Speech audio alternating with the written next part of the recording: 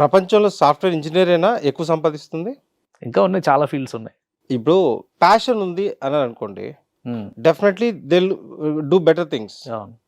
మరి మీరు ఇప్పటి వరకు ఆ ఎడ్యుకేషన్ వచ్చిన దాంట్లో మీరు ఆ ప్యాషన్ చూపించలేదు కదా. నేను మంచి సాఫ్ట్వేర్ ఇంజనీర్ అవుతా అనుకున్న వాళ్ళు మీరు ముందు నుంచి ఏం చూపించి ఉండాలి? మీరు ఇంతవరకు ప్రూవ్ చేయలేదు కదా. నేనేం చెప్తున్నాను, మీకు ప్యాషన్ ఉంది అని చెప్పేసి వట్టి మాటలు చెప్పకండి అంటున్నాను. నేను అబద్ధాలు మీరు నిజాలు మాట్లాడండి అంటున్నాను.